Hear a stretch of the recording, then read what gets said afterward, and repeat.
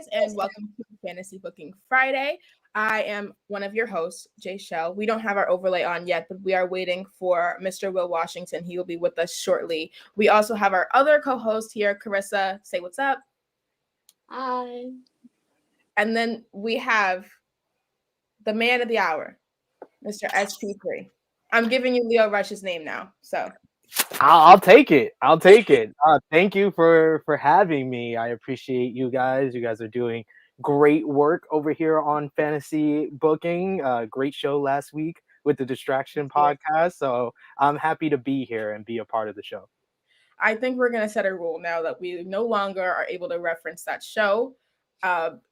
That is an episode of The Distraction. That is no longer an episode of Fantasy Booking Friday. So I'm going to retitle this episode number 2 of Fantasy Booking Friday instead of number 3 after we're done with the show, just because that was a distraction episode. Carisa, would you agree that was a distraction episode?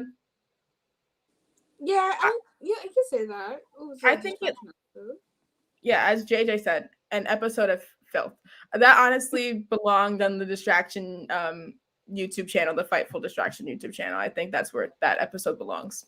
But thank you guys so much for joining us. We're so excited. We have a live episode for you today. Just wanted to prepare you. We will be getting ready to take our holiday break on the 29th. That we'll be releasing 2 episodes a week. So you'll get a Wednesday episode and a Friday episode starting then. We have some really, really cool guests lined up for you. We have Mr. Phil Lindsay. We taped one with Ella J.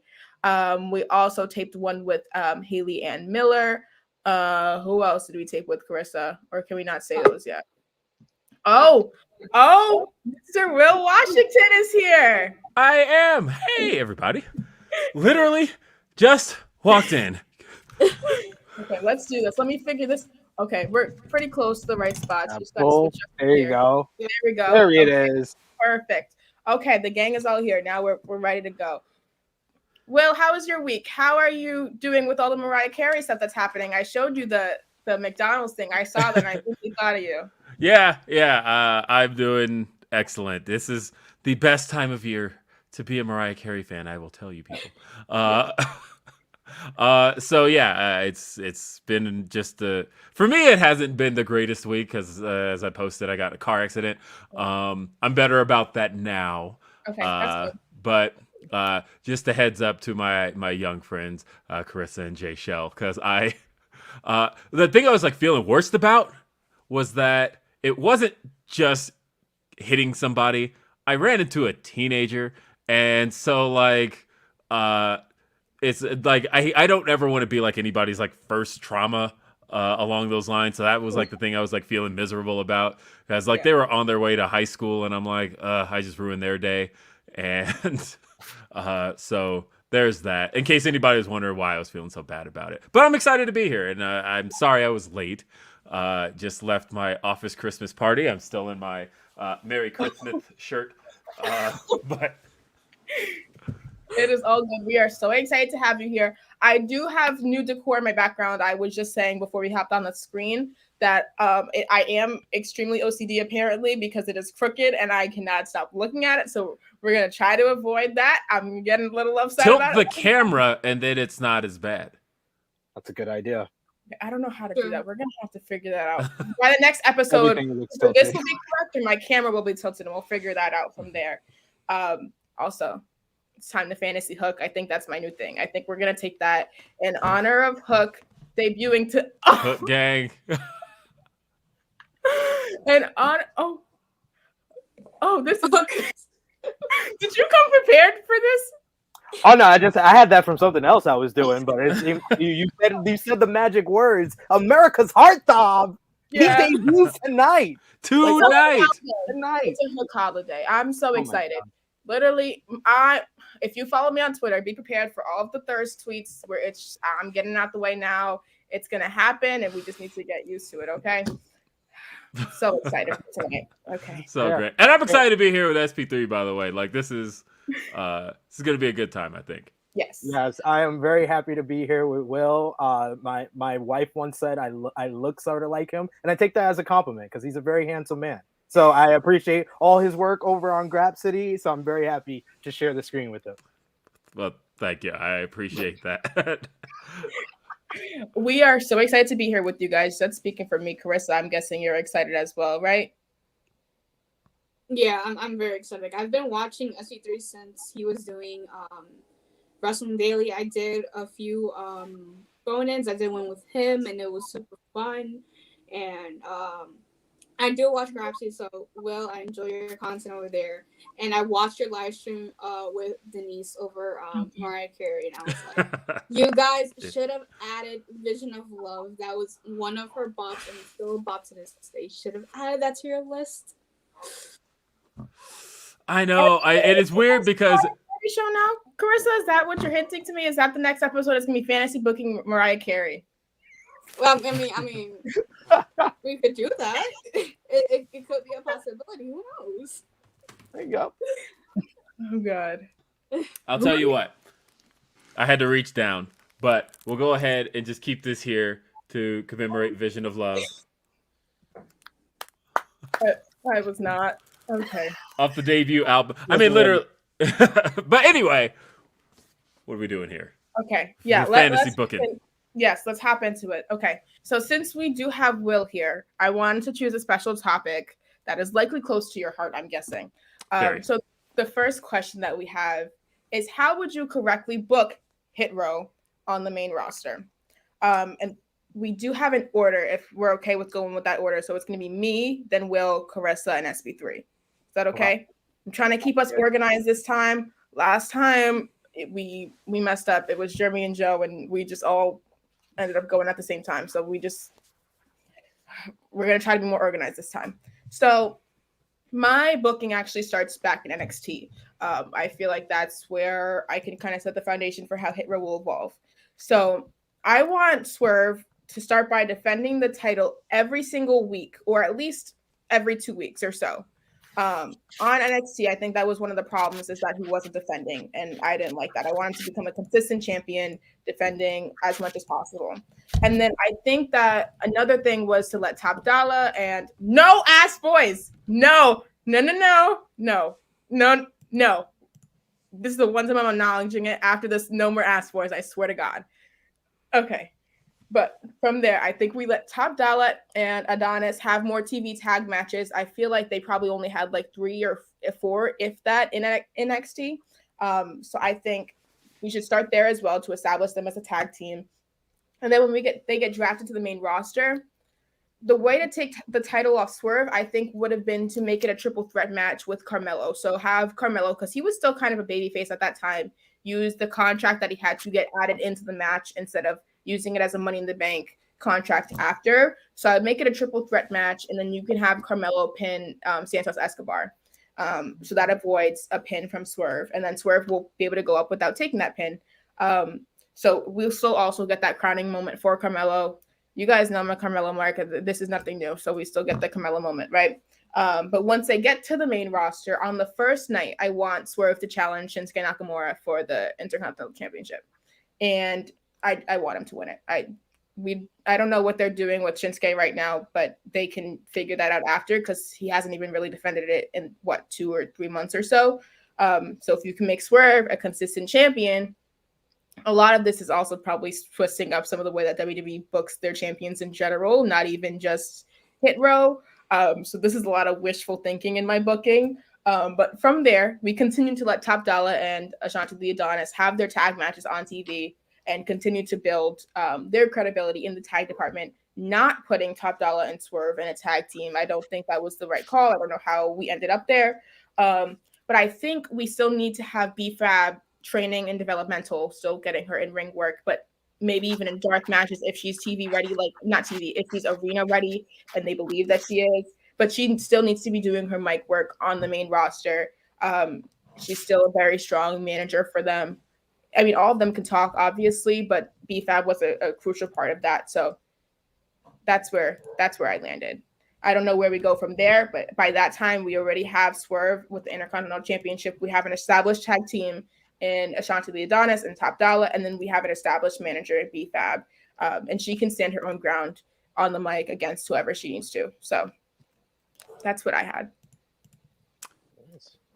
Okay. So yeah, this one is obviously. I don't even, I can't even say obviously because that would imply that everybody knows why this is near and dear to me. So I guess it is important to note that I am related to Swerve, and I also think he's the greatest in the business right now, and I'm probably extremely biased. So keep that in mind as I talk about what I want to see for the man. So first off, I'm not going to relitigate NXT because I think NXT did wrong by him in every regard. In that, I think we're talking about a guy who, all through his indie run and through the beginning of his NXT run, was a captivating babyface. People wanted to get behind him. And the go-to WWE thing is, well, when we don't know what to do with a babyface, we turn him heel. And it's like, but that wasn't necessarily, I think, the way to go. It was just, we didn't have anything for this babyface that people like. So kind of keep that in mind as I proceed with my ideas. But we'll start with the call-up of Hit Row, because the first mistake was that Hit Row needed to be Swerve's dog and pony show. The idea that with the second they came up, they were presented as equals. It was never Swerve and Hit Row when they got on the main roster. It was Swerve, Ashanti the Adonis, B-Fab, and Top Dollar. All of these guys are the same. And that's not a knock on the other guys. That is just more so, we're just calling a spade here. If you literally take the match experience of Ashanti, B-Fab, and Top Dollar and combine it, all of their match experience, you still don't have a quarter of Swerve's match experience. So it's not absurd to say that these guys are behind him. These guys were his support. It would be like if you took Evolution the moment they debuted and were like, yeah, Triple H, Batista, and Randy Orton and Ric Flair are all the same. Let's totally ignore that Randy Orton's been wrestling a year and Batista's been wrestling less than that. At this point, they're all the same. And I feel like it needed to be Swerve as their centerpiece. So yes, the way I would have rebooked their call-up, I think I agree that the Intercontinental title was a good target. I think if we are going off the idea that Swerve's a heel, then I think I wouldn't change the way he left NXT, because I am a big believer that wins and losses do matter, and that losses in general, that it means more to beat somebody, and it means more to beat a champion. I don't like the idea of having a champion lose without losing. I think that that would have done wrong by Carmelo Hayes. But I do think that you still have Swerve save some face over the fact that he was cashed in on, Right. that he didn't, that he at least won his last battle with Santos Escobar. So we come off of that he comes into SmackDown a winning champion. He comes off a fighter. He comes off as somebody who went down swinging, that he won that last title defense, but ultimately got beaten by Carmelo. And then that's how Carmelo's heel turn continues to stay the way it's going. But yeah, target Shinsuke in the sense that I don't even think the others, because we talked, you mentioned them being a tag team. Honestly, I would have just sent the group after Shinsuke in the sense of like taking out Rick Boogs. Like, you bring in this group, they destroy his guitar because that shit sucks anyway. And then go after Shinsuke in the Intercontinental title. And I think at that point, when you have Swerve as the centerpiece, and I do think that doing it a night one kind of thing, but I might even do it in kind of a surprise way, like have Shinsuke come out, announce he's doing an open challenge. It's answered by Hit Row. You bring out Swerve with Hit Row, and yeah, you have him win in a little bit of an underhanded way. So that way Shinsuke saves face. But ultimately, Swerve he wins via the group. And like if WWE's goal was eventually getting Top Dollar over, then I think there are ways to do that, right? Because AEW very much seems to understand that with the MJF and Wardlow stuff, and it was something that WWE very much got right with Triple H and Batista, where you have, Swerve kind of take advantage of the fact that he's got a big man who has his back, but not exactly treat him the best, right? Because then you could really let that go for a year, 2 years, fans like just wanting to see like Swerve finally get his because he's been treating the big man like crap. And ultimately, I think you, in the process, you use what Swerve brought to the table, which is his experience, because he had that over everybody. You let B-Fab continue to be a personality. I'm not sure what you would have gotten out of Ashanti, just because he was also new for him, and I think ultimately if getting Top Dollar over was the goal, and I don't think there's any harm in that being the case, then I think you just spend the next year or two having Swerve have his dog and pony show. They help him retain the title. In that case, you could eventually move him up to a world title, just because he is a guy that could get over with people, until eventually it's time for somebody like Top Dollar to eventually break away. And I think overall, retelling it's hard to, any idea we all put out is rebooking Hit Row, right? Because they completely failed the group like in every way, shape, or form. So I think, but at least in that case, you at least get every faction should have a goal, whether it's what New Day's goal was, which was getting everybody over as a group, or what Evolution's goal was getting everybody over individually.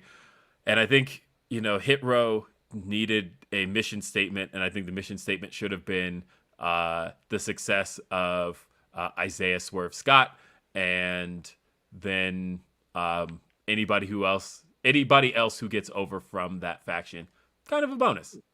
Yeah. Would you rename it so it's like Swerve and Hit Row, or would you just still have it be Hit Row? That's not necessarily. I don't think that's necessary. I mean, I would have. But as far as is that exactly what I would do? Not necessarily. I think that Hit Row as a name was fine. I definitely, that first rap with Sami Zayn, or that first whole promo, probably would have not done that either. Yeah, there's a lot I wouldn't have done, but honestly, wouldn't have done that either. Yeah, I mean, because to be honest, dude, I didn't think because if I had to rebook Swerve's entire run, he wouldn't have even needed Hit Row, because we wouldn't have ever gotten to the point. Like where... I was under the understanding we were just doing Hit Row on the main roster. If we're going back to NXT, there's a lot to change there. Oh yeah. There's a lot to change there. Just undo the whole thing. But yeah, Hit Row on the main roster is what I'm going with. Then yeah, I would have started. I agree with Jaychele. Started with the Intercontinental title and then gone up from there. We do have a comment from our boss Cassidy giving Will and SP3 a shout out, saying that he tried to make sure you guys had a good time in Minneapolis. Cassidy was dead in Minneapolis, so I don't know. He wasn't dead when I saw him. He was alive and well. That man is well connected. I believe in Cassidy. Anything he puts out, it doesn't matter if it's on Twitter, a piece of paper, or his website, I will believe, because Cassidy is very connected. I learned that. So thank you for showing me a good time in Minneapolis. Cassidy is the man. Are you guys going to? I know Will's going to Terminus. I'm going to Terminus too, and so is Cassidy. Are you going to Zicky Dice's show too? The night before?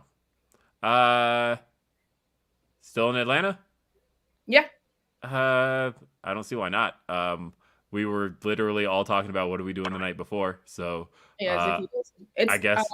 Who was that match? Oh god, it's Chris Bay versus Trey Miguel versus. Oh gosh. I guess it depends. I get in Saturday night, so I'll figure out. I'll send it to you so you can see the card. Let me know, because I get in Saturday night, so that'll be the goal. Yeah, I realized I was looking at my 2022 calendar of travel, and I'll be at a lot. Are you going to Revolution too? Yeah, that's already booked. I'm gonna try to get to that. Yeah, Revolution's booked. I'll be at Terminus, and a few others that I won't mention yet. But yeah, my calendar is just filling up. I think I went to a lot in 2021, and I'm now realizing that with everything I went to this year, I'm probably already topping it in 2022, and I thought I wasn't going to. So it's fun. I've literally been to one show. So I went to AEW in Boston. So it's going to be a ride. You're going to have a blast in 2022. I see you at so much this year. Yeah. Well, I hope so. I'll be in Atlanta starting in July or so. So any Atlanta shows, I'll likely be there, and probably Florida or so. Cassidy's asking if anybody's going to Hammerstein. Oh, I'm in New York. Of course, I'm going to Hammerstein for Game Changer. I already got my ticket, so I'm ready to go for that. I know Righteous Reg is trying to go. Reg's trying to get there, yeah. That's the only reason he can't go to Terminus is that it's the following week, and so. Yeah, I had Hammerstein. I was gonna go with Cass to Hammerstein, and then I was like, I gotta go to Terminus, so yeah. I'm going to Terminus. Carissa, are you ready to go with your hit row plans? Yeah. So I'm gonna start off with their call up. I kind of had to agree with you guys. Have Shinsuke do the open challenge because it's, I guess, so for SmackDown, the IC title is basically like their TV title, and then on Raw, the US title is their TV title as well. Those are the mid card titles, and I think having Swerve debut as a mid carder and then win that title, I think would have cemented his legacy there for the main roster and what he could do, what he was able to do. I think that the whole thing with Sami Zayn and all that stuff, I didn't like at all. I was kind of upset in the way that they were showcased. I wish they had more to what they could do because I know they had a lot of potential. I forgot which interview it was. I think it was Busted Open or something. AJ Francis had said that he had like a whole board filled with promos that he could make for his own. I felt that was a shot of the Adonis had a character board, and then Hit Row was helping write promos for other people. That was that interview. Yeah, that I felt since they were doing that, I felt they could use whatever was on that board in order to showcase more of their promo work, and then their in-ring work. I felt like they did need a lot of work. I guess more work in the PC because when BFAB debuted on NXT, it was totally great. I was she is not ready. She needed more time in training before she was able to showcase what she could do in the ring on her debut. They didn't do her any favors either. Her first match was a no DQ match against Elektra, right? That was her first one, right? Or she had one before that. She had a squash before that. She had a squash. That was just proving herself, I guess. That was that. Because she was signed to NXT in 2019. So I don't know how much training she did within that time, but I felt when she did her squash match and then her match against Elektra, it was totally green. You could see what she did. I was like, this is not it. And then she had that squash, by the way, against Katrina Cortez. Yeah. That was who also got released. Yeah, so I felt like they all needed a lot of work. Besides Swerve, because I know Swerve is a veteran. He's worked in multiple ways, by the way. He is a veteran. Yeah, he's been on a lot of indie promotions. He was the MLW World Heavyweight Champion, right? Yeah. A few years ago. Yep. Mm-hmm. Beat Matt Riddle. See,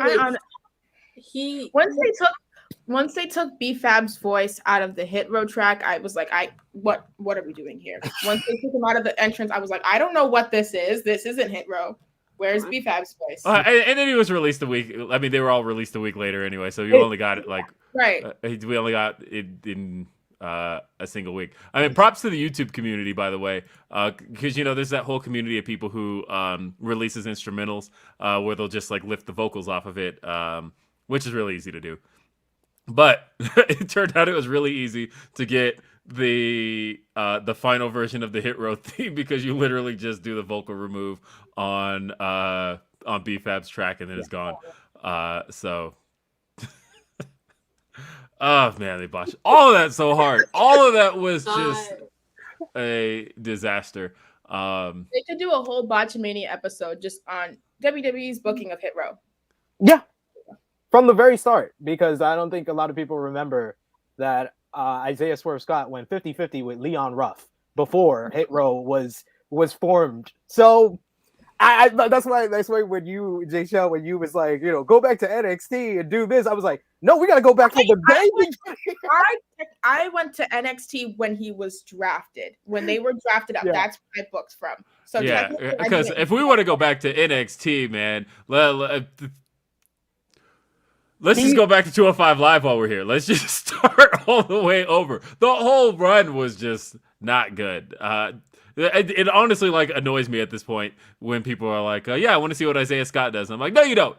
Shane Strickland. All right. You want to see what Shane Strickland's going to do because at this point, I said this on Grapsody.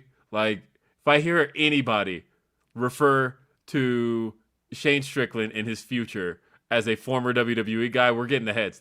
There's no way that run. No, I don't even want to get into that. We're fantasy booking, right? We're fantasy booking. Yes. Yeah, we just taped the episode, Chris and I, on Saturday or Sunday with Alex Pulowski, Alex Sourgraps, on how we would book Shane Strickland's debut in AEW, and that. Hopefully, you won't judge me too much. Well, I don't think I did a good job compared to Alex, but you'll see when that comes out. SP3, what do you have in mind for Hit Row? So I have to preference this by saying that whenever I do fantasy booking for WWE, I put on my Vince hat and I try not to do anything he wouldn't do. So like that. So he just shows up. Roman Reigns hits him with the spear 1, 2, 3, and then we don't hear from him again. All right, cool. So let's move on. We got that. But I'm trying to be realistic on the ideas that WWE could come up for somebody to rebook them. And maybe I do this, and not a lot of people know this, and I'll say this here because I feel like I'm among friends. My wife works for WWE, so I have a different type of perspective on this. I want the WWE to do well.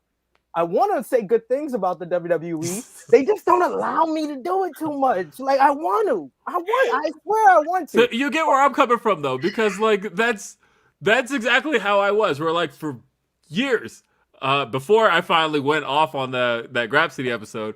For years, I was like, you know what?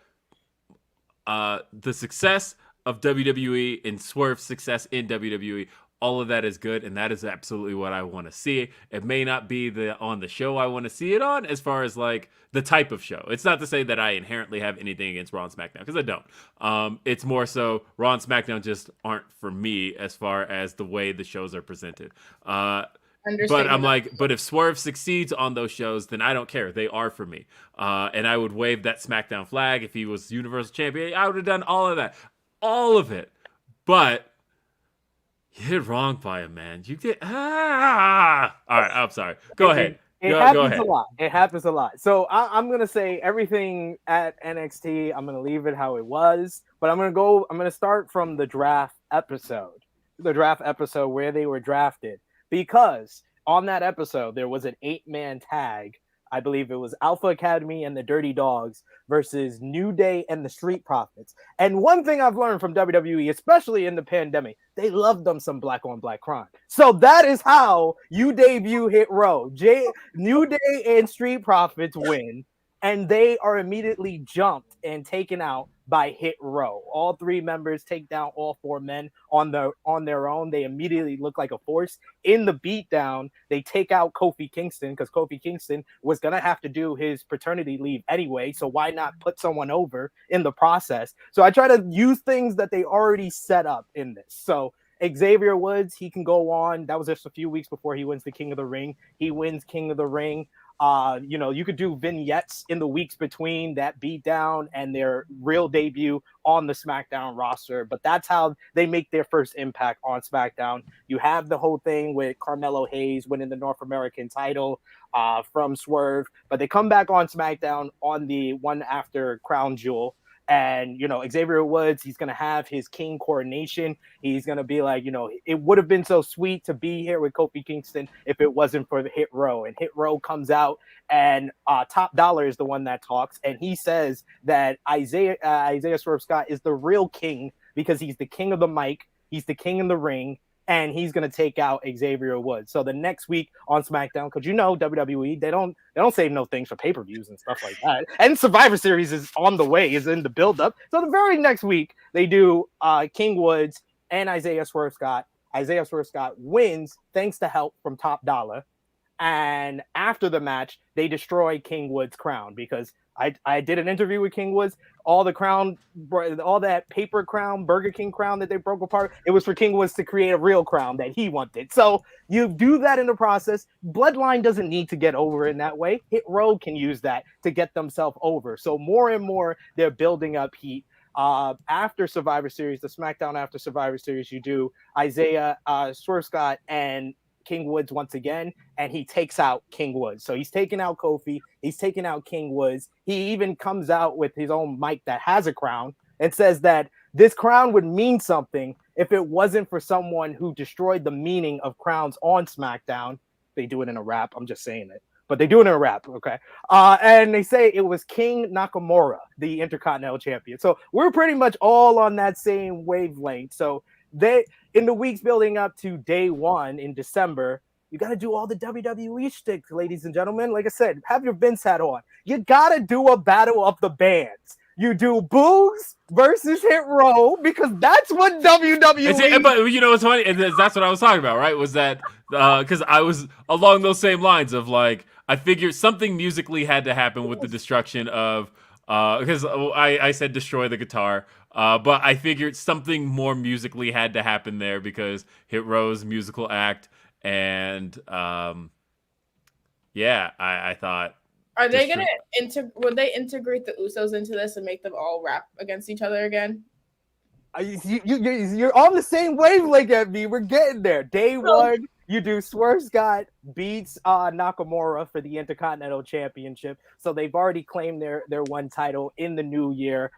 They team up with each other. They try to take down everybody in the Royal Rumble later that month. But in the process, they start like a little they continue their feud with Nakamura. He beats him in the rematch. In the months between then and WrestleMania, he beats Ricochet, Mustafa Ali, Cesaro, Sheamus. So he's beating up all the challengers. He's looking like a comparable champion on the way. Those are all really good matches too, yeah. Absolutely. And you put them on Elimination Chamber, Fastlane episodes of SmackDown, but you're building up Isaiah Swerve Scott. Like I think we're all on the same wavelength that he needs to be the star. But in the process of that, I'm also on the wavelength of Will. All his wins are due to Top Dollar. That's the key. All the members of Hit Row try to get in their own way. Ashanti D. Adonis, he's the goof of the group. Every time he tries to interfere, the person just beats him up. But it's B-Fab that distracts the referee. Top Dollar gets involved, and that's how Swerve usually gets his victory. So on the way to WrestleMania, he's like, I have no more challenges. I've taken everybody out. So Sonya Deville and Adam Pearce say we're going to do a 8-man ladder match for the Intercontinental Championship at WrestleMania, and you have to beat all your ghosts of the past. So Ricochet, Mustafa Ali, Nakamura, Sheamus, Cesaro, and then you have the returning King Woods and Kofi Kingston. So you have this 8-man tag on that show on WrestleMania. Not only that, but Top Dollar and Ashanti D. Adonis, they've been picking up wins in the tag team division. So they're going to verse Usos for the SmackDown tag. There's first mistake there. See, I thought you were thinking like Vince. You don't have to pick up wins in the tag division. That's also true. Get title matches. No, by wins, I mean 2. That's plural. They beat in the New Day and that all they need is the championship contenders match. They just need one. That's also true. And then boom, they're done. Do they even need that? They literally just need a graphic that says having a title match tonight, and that's it. Tony Storm and Charlotte are facing each other tonight on SmackDown. Oh God, no! Really? What? How did we get there? We just started with pies. Championship contenders. That's what it's all about. So yeah, you're right. Will's actually right. We're gonna do a championship contenders match. Top Dollar and Ashanti D Adonis versus the Usos. Hit Row wins. That's like 2 weeks before WrestleMania, 2 weeks before Mania. You do a rap battle between the Usos and Hit Row. That's where you have the first interaction between Isaiah Swerve Scott and Roman Reigns as well. And we get a little tease of Hit Row versus the Bloodline. And then at WrestleMania, the Hit Row beats the Usos for the SmackDown Tag Team titles. Isaiah Swerve Scott wins the ladder match. So they have pretty much all the go. They have the Intercontinental title, the SmackDown Tag Team titles. So you've teased the Bloodline and Hit Row. They look more powerful than the Bloodline. They've taken one of their titles. You've teased in a champion versus champion match, and you've built up Isaiah Swerve Scott to go into the restart after WrestleMania looking like a big star on SmackDown. Also, to add to that, I don't know how ready by that time B-Fab would be in the ring, but if they wanted to, they could use that angle to introduce Naomi into the Bloodline. I know she's not a heel, and you don't need more heels and all that stuff, but I feel like eventually we're going to end up where Naomi is a part of the Bloodline. So if that's part, that could be a part of the angle also. See, it's open to interpretation, but I try to do things that WWE would do. I don't try to do things that they wouldn't do. You looked at Vince with his black hat on, like the yes. That's Kofi. exactly Don't I have one around here? Oh yeah, I was trying to look too. I was about to put it on, but is it in reach? I don't think it is. Damn. I'm pretty sure there's one nearby. Damn. That's great. I literally don't even own one, so props to you guys. I should get on that. But next we do have our AEW side of things. So normally we book one piece from WWE, one piece from AEW, and this is likely going to show you the different sides of booking that we can create here. So the question here, which was probably the hardest question, I was just telling SP3 before we hopped on the show, that I have ever tried to book on the show. It's how does CM Punk turn heel? And I am trying to erase what has happened this past week because I feel like, I don't know if that's a one-time thing or if that's actually him turning heel, but I just tried to erase that from my mind. I literally wrote in my notes, super hard in all capital letters. I see. And now I'm excited to get mine out because it's not that hard. Okay, then maybe I went about this the wrong way. I was like, I just don't think I could have found anybody that I would have been happy with. So I bet you guys have better ideas than I do. The first thing I tried to write was to try to figure out something with Jungle Boy. And then I was like, no, scratch that. Like I was like, figure out Christian Cage and maybe do like a solo feud. And then I was like, no, I don't want to do that. So I scratched that. And then I wanted to arrange for him to have a match with Fuego del Sol. And I know this is going to sound really weird and you're going to be like, where are you going? But then you have a post match with Sammy.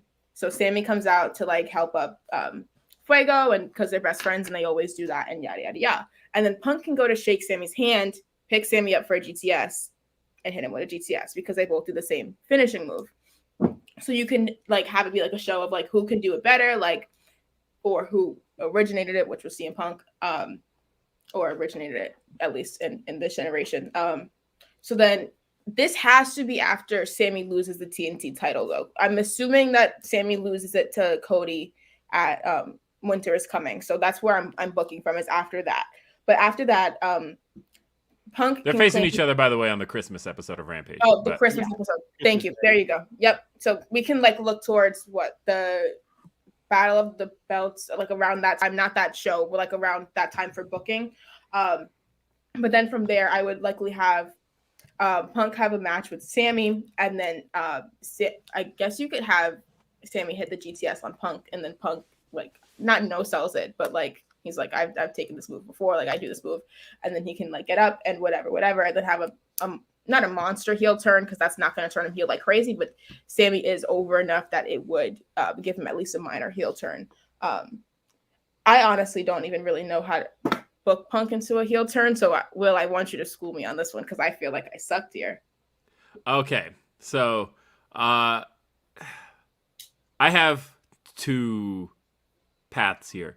Let's start from here. Are we talking bringing in CM Punk as a heel, like rebooking him as a heel, or how would I do it going forward from right now? It's all up to you. All right, let's do it from how we would go forward from right now. Because the first thing is we have to get him through this MJF feud. I think the MJF feud continues, honestly, through Revolution. I think that I think they probably trade some victories. I think that, February 2nd, they're in Chicago. Give Punk the win there. Then have the rematch happen at Revolution in Orlando. And that's where MJF ultimately gets the victory and goes on to face Hangman Adam Page for the world title. But now you have CM Punk here, who is lost, disillusioned, and the fans are looking for a way for him to get back into it. So I've always had this idea that one of the best ways to turn somebody heel is for them to be completely oblivious. Because, like, it's funny that we're watching that work in action, Cody Rhodes. But, like, it's weird because I had this idea years ago for John Cena to, like, return. And, like, I thought the best way to turn John Cena heel, like, if you wanted to turn Cena heel, I'll start with this really quick, and then I'm going to use this for CM Punk, would have been, like, John Cena returned this past July. And, all right, this idea always cracks me up. Where they, like, spent weeks hyping up the return of John Cena. Like, John Cena is going to be here on Raw in Dallas, Texas, right? And then you have Corey Graves in the ring, and he's like, ladies and gentlemen, the moment you've all been waiting for, the star of Peacemaker, John Cena. And, like, instead of playing his theme music, instead they just play, like, some, like, generic Tonight Show music, and John Cena just kind of walks out in a suit, and he's just like, hey, everybody, hey, and then grabs the mic, and he's like, and everybody's waiting for him to, like, cut, it's Cena-style promo, and he's like, go see Suicide Squad in theaters right now. And then drops the mic and, like, walks off, right? And, like, his whole gimmick is that he's, like, this oblivious shill who doesn't realize that he's sold out so hard that he has completely lost touch with the fans, and they just get so mad and angry with his existence because he's not the guy that we wanted to see. He's a complete shill. He's just a complete shell of any parts of himself. And like, people would be screaming for him, have a match, and he's like, what? That's not what I do. I'm here to talk about my movie. And he comes out and just treats every appearance like a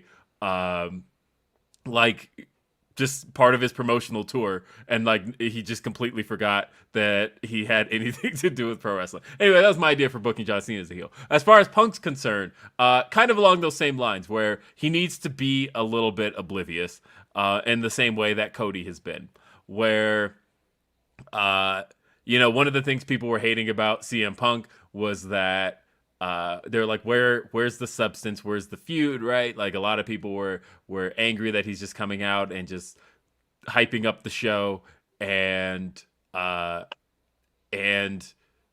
just there to have a good time and just there to wrestle, right? And so I would play up on people having a problem with that. And the night after losing to MJF, people want to hear what CM Punk's got to say. You advertise it. CM Punk responds to losing to MJF. And CM Punk comes out and he just goes, it's great to be here tonight. I love everybody. Thanks. And, like, just leaves. And people are like, what the hell is going on with him, right? And then, again, you have Tony Schiavone interview him, and he's like, but we want to know, like, how do you feel about losing to MJF?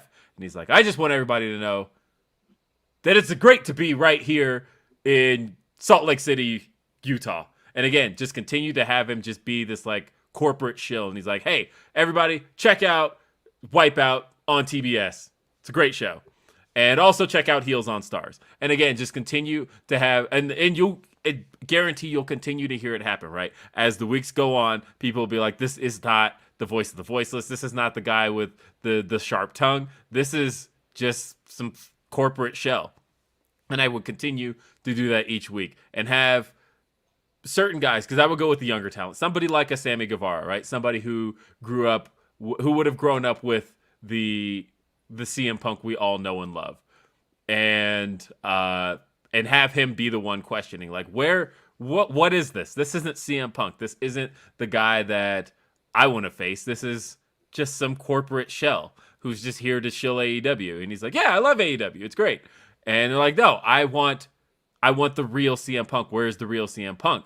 And continue to like push the fans in that direction of, we know the CM Punk people want to see, so deny them that. Continue to deny them that. Continue to put him in a place where fans just want to see him be the sharp tongue CM Punk we know from 2011, and he's just not doing it. He's continuing to refuse to do it.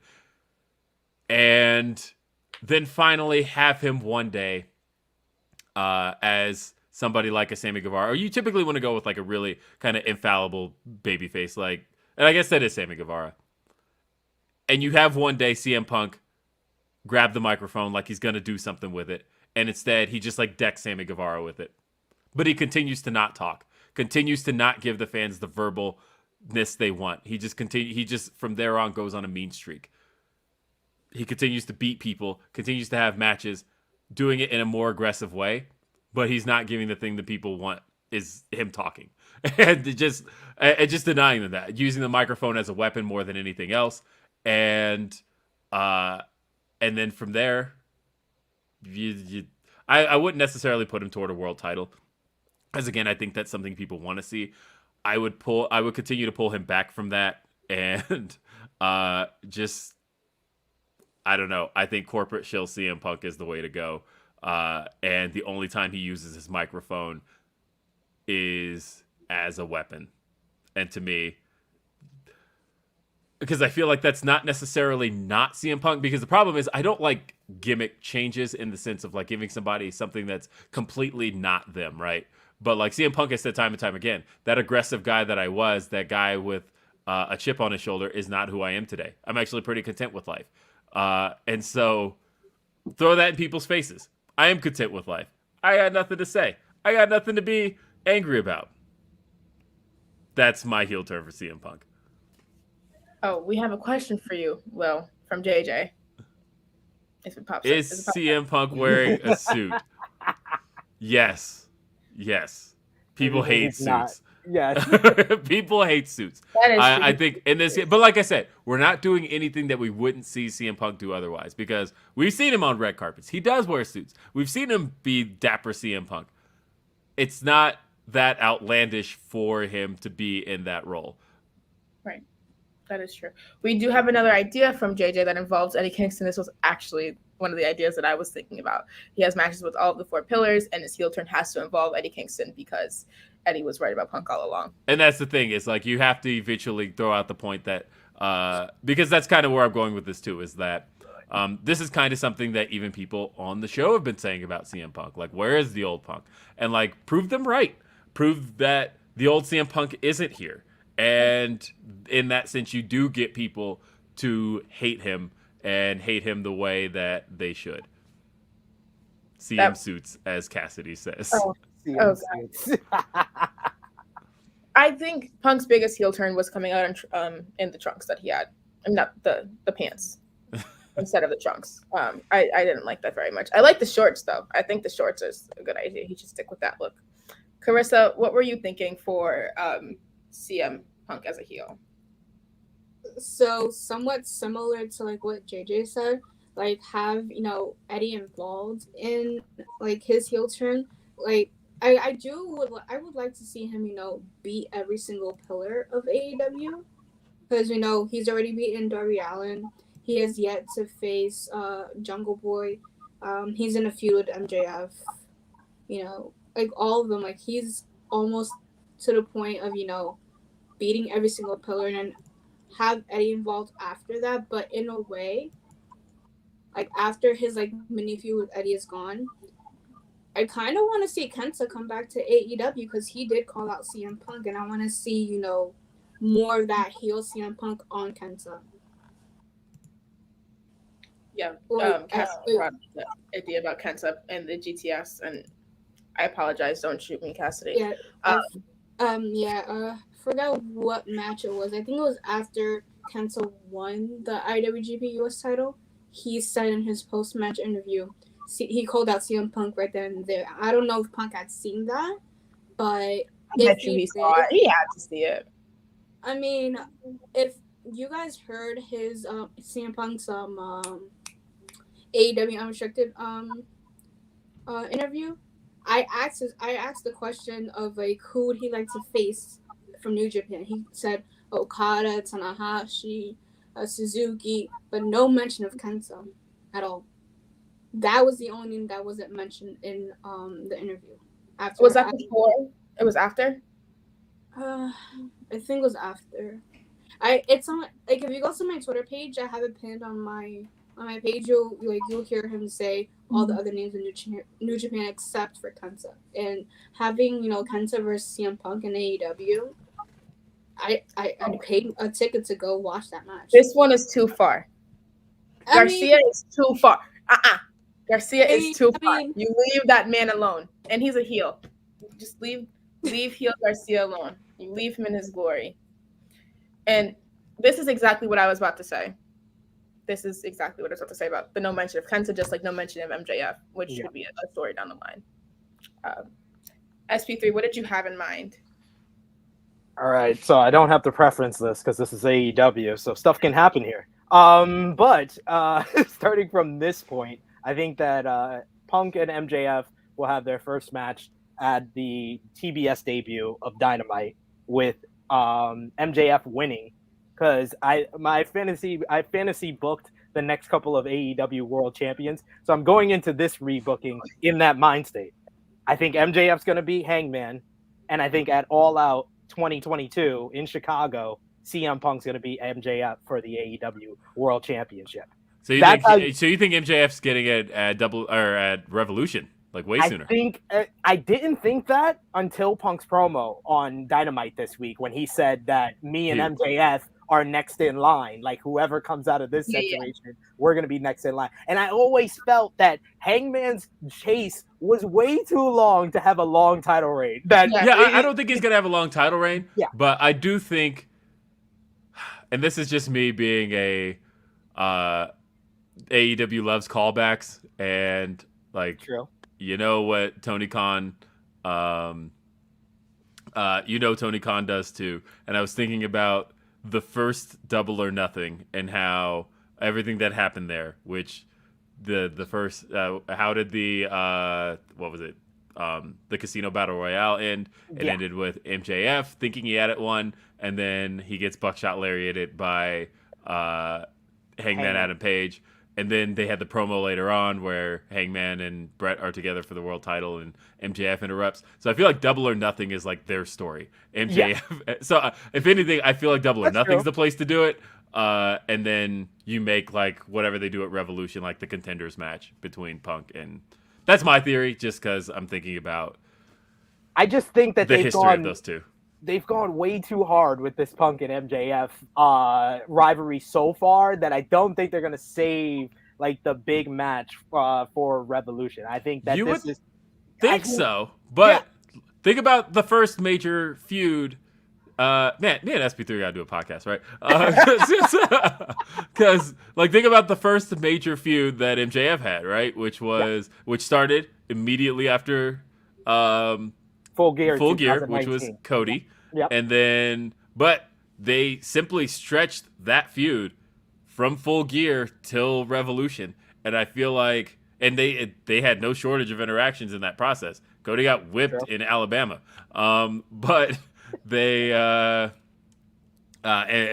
him there. And I feel in a way like they're probably going to do the same here to keep this going as long as they can. I really had the feeling, before this week, I was like, you do Wardlow and CM Punk on the TBS debut, and then you eventually do Punk and MJF at Revolution. You could even have him run the gauntlet of all the Pinnacle members. He can give him his own trials, because that's kind of his thing. Before he versus a top star, he gives them basically you have to go through the gauntlet before you get to me. But I just think that this this feud has been the one draw for AEW and is struggling in ratings. The ratings are struggling because you made a change. Now you're going to make a whole nother change to a whole nother network. You're going to need a big match for that show. So I think Punk and MJF is what Tony would think is the biggest match possible for that TBS debut. So that's why I would do that. MJF wins by, of course, cheating. You could set up the Wardlow match there. But my booking for CM Punk turning heel starts at All Out when he wins the title. His number one contender is Darby Allin, and he's going to verse Darby Allin in New York at Grand Slam 2. And this match ends with both men on the outside. CM Punk goes for a kick, and instead of hitting Darby, he hits Sting. And the whole crowd is like, because Sting is knocked out because he kicks him right in his surgically repaired neck. Doctors, officials all come down to check on Sting. While that's going on, Darby goes to check on Sting. Punk just throws Darby into the ring post, busts him open. He puts him in the ring. He gives him a GTS. He gives him another GTS. He pins Darby. Darby kicks out. So he gets on top of him, starts wailing on him with ground and pound until the referee stops the match. And that's how he beats Darby Allin. The following week, he's basically, I'm on the same wave path again with Will. He's oblivious. He's like, I'm the new champion. You guys should all be happy. I beat That's Darby the Allin. best kind of heel, isn't it? He's someone who doesn't understand why they're being booed. Why are you booing me? I'm right.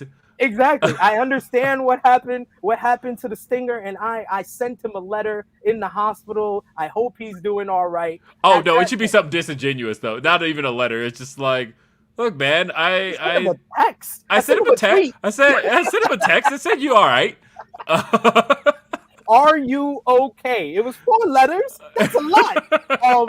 With the question mark. With the question mark. And not even the full words, are you? It's are you in the lowercase letters too.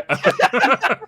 Exactly. I checked on Sting. I checked on the Stinger. Darby's gonna be all right. He's gonna return in a few weeks. At that point, I'm on the same wave path as JJ. Eddie Kingston comes out and he was like, I told y'all so. I told you. He's a narcissistic SOB all throughout his career. When he was in professional wrestling before, how did he turn on all of y'all? He won the world title and he changed. In WWE, when the guy was, you had a popular guy who was riding high. What the CM Punk does, he comes in with a briefcase. He wins the world title. He changes. He won the world title. He was running high. The Rock comes in. He turned on it. He's always turned on y'all when it comes to the world title because he's narcissistic. So Eddie wants a shot at Punk at the next pay-per-view, which is Full Gear. So 1 year in the making from their Full Gear matchup. This year, you have Full Gear 2022 in the main event. So basically, Eddie's making Full Gear his pay-per-view. You do CM Punk and Eddie Kingston, and this is where the real Punk heel turn happens because he low blows Eddie. He gives him the GTS. That still doesn't give him enough.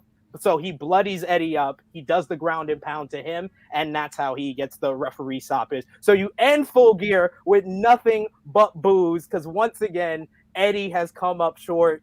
You bloody. That's the official heel turn for Punk. So he's like, I'm the savior. I'm the man. I beat Eddie Kingston. And at that point, you beat Eddie Kingston. You beat Darby Allin. There's one guy that's been connected to both of those guys, and that brings in Jon Moxley. Jon Moxley comes in and he challenges CM Punk, and CM Punk doesn't think he's worthy because he's weak. You had to leave a year ago to go work on yourself. I've never had to work on myself. I've never been that weak in my life. Stuff that you're weak to, I've never been weak to. So we're going back to the straight edge, Punk. It's a year. It's a year. A year is enough time. That's enough time. And it might be too soon right now, but a year is enough time where I think that they can make allusions to what's going on and not go overly and cross the line. So that's going to lead to Moxley and Punk at Revolution. Punk wins there, and he says, you see, no one can beat me. I've taken out everybody. If you have trouble with your potential, not living up to your potential, like Eddie Kingston, you can't beat me. If you have to work on yourself and you have problems with addiction, you can't beat me like Jon Moxley. If you have anything like a bottle or any like that, a drink, once he says drink, you hear the gallop. That's Hangman Page. Hangman Page is the next challenger for CM Punk. That takes us to Double or Nothing, where you do CM Punk and Hangman Page, and CM Punk wins again. CM Punk is just going through all the baby faces to make him this overpowering heel baby face. But the next guy that's going to come in to challenge him is Darby Allin. You go Darby Allin. He's returned finally. Sting has returned. You could do confrontations with Sting and CM Punk with each other. Like, you took me out a year ago. And he was like, that was an accident, Stinger. I checked on you. I've texted you. I've sent out tweets asking about you. I am the biggest Stinger fan. And he was like, no, what I've seen from you is that you like to point out everybody's problems and their issues. I've never been like that. He was like, we've had to deal with the same guy before, and you've had to deal with addiction before in the ring, and you know there's no place for that because you told the fans that this was ridiculous 10 years ago, referring back to Jeff Hardy at Victory Road. You like the little tidbits of stuff that connects everybody together. And after, in this promo, he takes out Sting. This brings back Darby Allin, and that's your build-up, your main angle to build up All Out. And at All Out 2023 is Darby Allin defeating CM Punk for the AEW World Championship. I need literally, that's exactly what I was going to do. I need the video reactions of the mind blown so I can put them in the StreamYard. And oh my God. That's insane. I took you on a ride for a whole year. That was a year worth of a ride. See, and because I walked into this like, all right, how do we just get there? But you're like, how do we get there and get out? We gotta complete the story. Like, yeah, you're like, I'm buy the gift. You gotta wrap it. Yeah, you're all the way there. I appreciate all of it because I wasn't sure where any of that was going. Because there's other places you could go, right? Because like, where's Kenny fit in this, right? Oh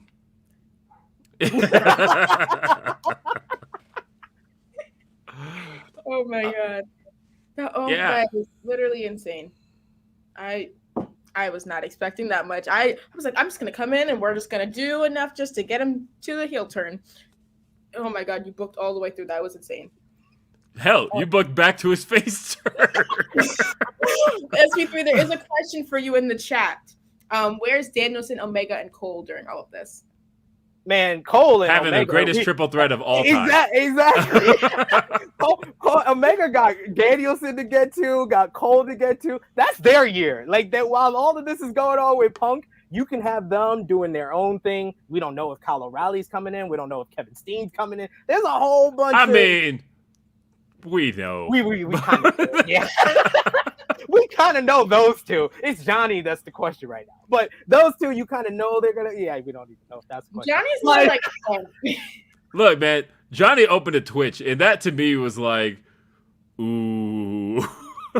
I was maybe on the fence, but... Twitch, a Pro Wrestling Tees, I was like... Pro Wrestling Tees, like, you know, that's simple. It. You close that. But, like, once he gets the Twitch bug, I don't know if there's any walking away from that. So that is very true. That's a new thing, the Twitch bug. We're gonna coin that. Well, I will make you a graphic so you can post the Twitch bug. Yes.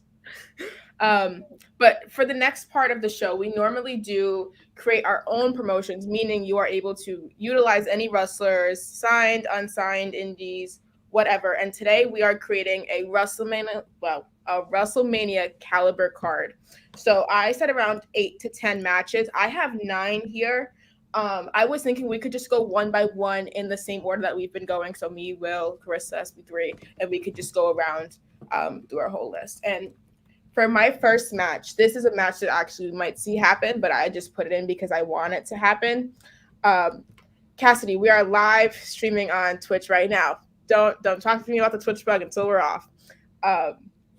Jonathan Gresham and Bryan Danielson was my first match. I want it to be like anything you can do, I can do better match. I feel like we're eventually either going to see them in a group together or facing each other, maybe even both at some point. So that was one of the matches that I would definitely want to see on my card, at least. We're going match by match. Okay. Yes. I mean, God, I have a whole bunch. Okay, well, we'll start with my current favorite wrestler, and a wrestler who every time someone steps in the ring with this person, everybody walks away talking about their opponent. That's how good this wrestler is, because of the fact that Hikaru Shida continually has everyone's best match. Everyone's best match is with her. And there's a reason for that, because she comes through like nobody else. I would love to see that put to the test against Becky Lynch. And I think when you have somebody with that star caliber of Becky Lynch and somebody with Hikaru Shida's ring presence, I just feel like that's magic in a bottle. Yeah, Becky is already great in the ring, but I feel like that would bring her up to even a higher level. I mean, great might be. I'm not gonna say my Becky opinions because I will get slandered on Twitter. So we're just gonna move on from my Becky opinions. No, literally, I had a tweet I was supposed to post about Becky, and then I was like, let me rethink this because I do not want to get attacked on Twitter. Carisa, what did you have for your first match? All right, so this one I've been thinking about for a while now. Britt Baker versus Bayley. The Battle of the Role Models. I see what you did there. Yeah, that would be a good match too. That I mean, would. Bayley would definitely escalate Britt's in ring stuff as well. Also, so Easy way to get back to babyface Bayley too, so that helps. I like it. Since we're on a women's theme, a women's role here, and I haven't heard either one of these ladies, and these are my favorite two ladies in professional wrestling, in particular this one, Thunder Rosa, going one-on-one with Sasha Banks, because I think that's on my card. I think those are the best two in-ring workers. I wasn't gonna start there, but that match is literally on my card. Yeah, We've been on the same wavelength this whole this whole pod. But those are like Thunder Rosa. I just love what she's doing for women's wrestling, and she's just so crisp. Everything she does in the ring just feels real, feels authentic. And then Sasha Banks is the greatest WWE women's performer of all time. Like we could get into debate, we could talk about accolades and decorating all that. But when it comes to in-ring work, her body of work, there's no one better as far as WWE female. So those two in the ring would be tremendous. Just the way that she sold that knee from Shayna Baszler on SmackDown, that knee that looked like it could be a finisher. I was like, Sasha's the greatest ever. End of story. But I actually do have a women's match next, and it does involve all of the 4 horsewomen, because I don't know if we will ever actually see this match at Mania, but I want to see it on my WrestleMania card. So I have Bayley versus Charlotte versus Sasha versus Becky.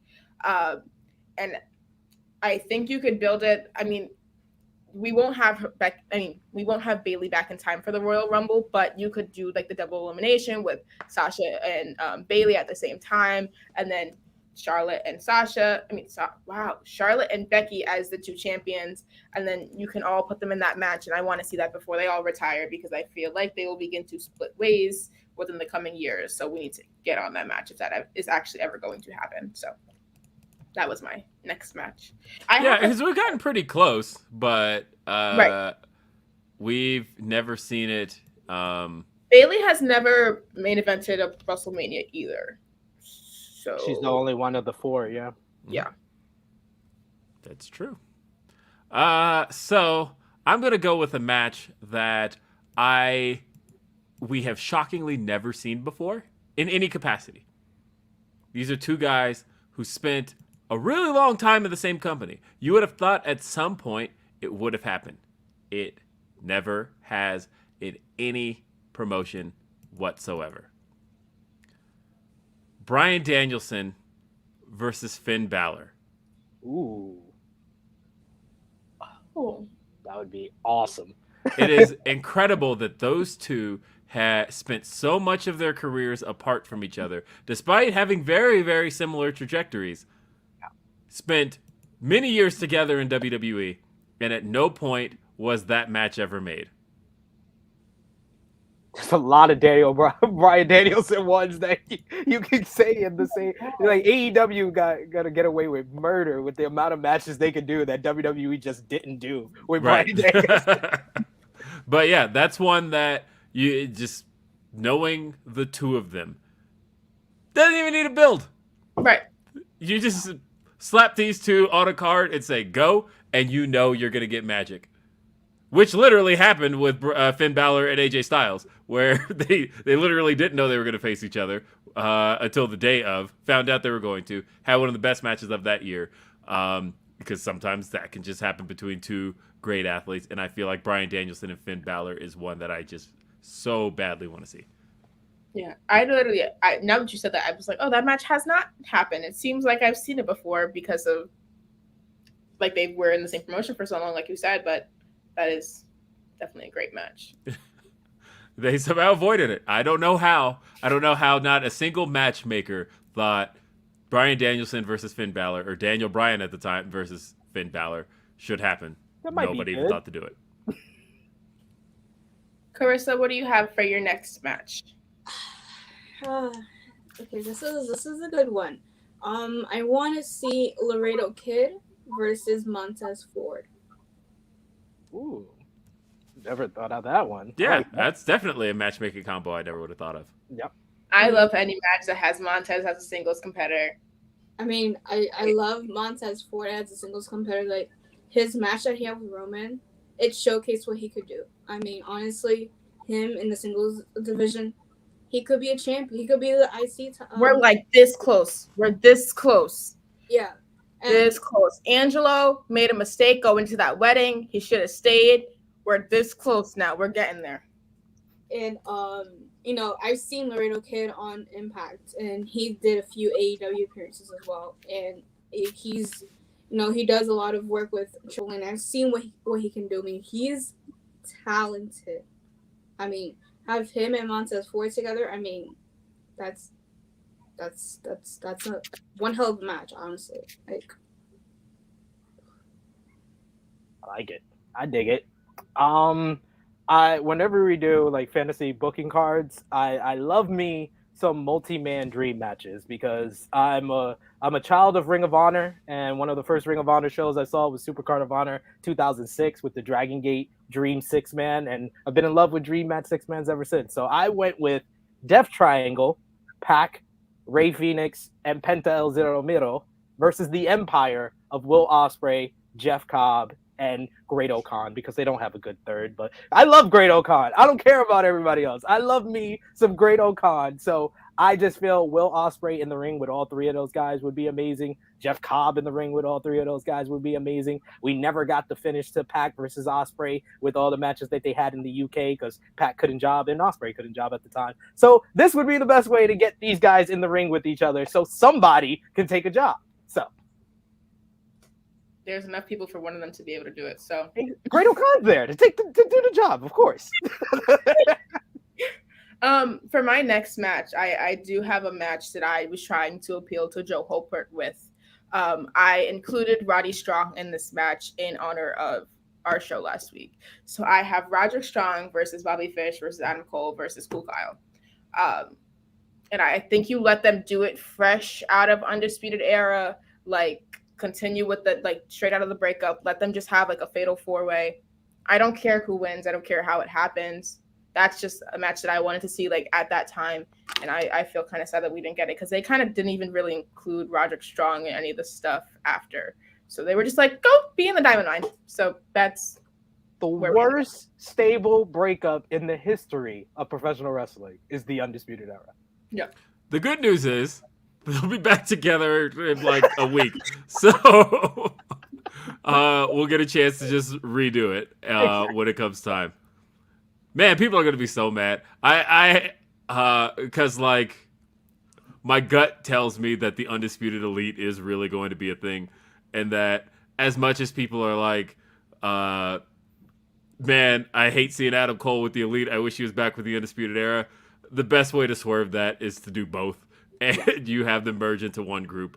And it is literally Cole, O'Reilly, I would just do Cole as leader with Red Dragon on one side, the Young Bucks on the other, and literally a 5-man group of them. And then people are just going to be so mad. And then have all 4 of them kiss him on the cheek. Just for, like, the absolute anger. On the head. Just yes. I love it. Oh, man. Okay, it's my turn. So, there's so many matches I can go with here because I have a whole list. I'm just trying to decide what order I go with. Because, well, we do our main events last, I'm guessing. Okay. Because I can main event with any of these at this point. So we're going to go with the one that's not my main event. I mean, that we'll skip my main event. Here's one that I think it's hard to talk about why this one is such I think, a cool combination of talent. And part of it is because you wouldn't necessarily think of these guys. Because a lot of times when people make dream matches, they kind of pick guys that are very similar to each other. But a lot of times, I like to pick guys who I think have styles that are complementary. And one of those things is taking somebody like Big E, who I think has had his best matches with guys actually smaller than him. Guys who can kind of work around his strength, and he can kind of show off what he can do with his strength against somebody who's a bit smaller. And then I think about on the other end of that, who is somebody who works really big with guys bigger than him. And I think one of the guys who is really good at that is Pac. And so I put Big E versus Pac on my card simply because I think that is such an interesting entanglement of styles that I think would create a really compelling match that people wouldn't have even thought they wanted to see. But once they come away from it are like, damn, that was really good. In Big the E and words Pac. of Jonathan Gresham, styles make fights. So, yeah. Mm-hmm. Carissa, what do you have in store for us next? So, And that's another one we've never seen, by the way. Oh, Never. yeah. No capacity. For this one, this is a Fatal 4-Way women's match. I want to see Sasha Banks versus Thunder Rosa versus Io Shirai versus Utami from Stardom. Ooh. I mean, Utami is on overall. I mean, Every show we have, there's a consistent theme. Carissa talks about Zelina and Utami. So I was waiting. Are we getting Zelina later? We might. Who knows? Okay. Be prepared. That one, yep. All right, I'll go. So yeah, I similar to what you guys have said. I like to do matches. The people either match up very well, the styles match up very well, or they have a story. So I have two that I have similar stories, but not really. But it concerns one faction, which is the Bullet Club, and got to pay off the story New Japan created 5 years ago. Kenny Omega versus AJ Styles. I mean, Kenny Omega has done multiple interviews the last 5 years crediting AJ Styles for the reason why he's still wrestling to this day. And with all the success both men have had in the 5 years since Kenny Omega kicked AJ Styles out of the Bullet Club, I think you have to, anytime I have an opportunity to do fantasy booking, I always put this match. That's a strong match. I wish I would have chosen that, so that you were very smart for that one. My next match, I don't know if it's happened. I haven't looked it up, but I wanted to do a brother versus brother match. So I did Matt Jackson versus Nick Jackson, just to see what would happen. I don't know if it's happened before. If it has, yeah, Okay. It has, but